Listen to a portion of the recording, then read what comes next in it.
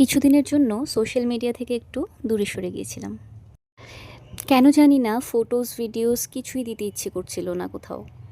কিন্তু আজ সকালে আনএক্সপেক্টেড কিছু একটা হলো, যেটার জন্য মনটা খুব ভালো লাগছে। সকালে আমি রেডি হচ্ছিলাম স্কুলে যাওয়ার জন্য, হঠাৎ খোকন আমার হাতে একটা প্যাকেট ধরিয়ে দিল। তারপর আমি খুলে দেখি দুটো বক্স পালমোনাসের পালমোনাসের অ্যাডস আমি সবসময়ই দেখতে থাকি। খুব একটা ইন্টারেস্ট দিই না, কারণ নিজে কিনবো করে ভাবিও নি কখনো। আজ এটা হাতে পেয়ে আমি এত খুশি হয়েছি। ও কবে অর্ডার করেছে আমাকে কিচ্ছু বলেনি, আমি সত্যি সারপ্রাইজ হয়ে গেছি। আর এত সুন্দর চেনটা আমার তো খুবই পছন্দ হয়েছে।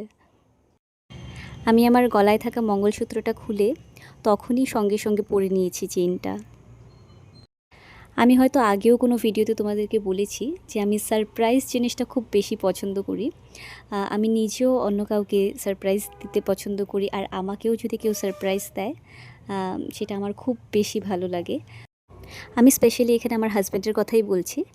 খোকন যদি আমাকে না জানিয়ে একটা টিপের পাতাও আমাকে এনে দেয়, আমি খুব বেশি হ্যাপি হয়ে যাই। You can see the smile on my face. এটা সেকেন্ড বক্সটা ওপেন করলাম, এটাতে দেখি ইয়াররিংস।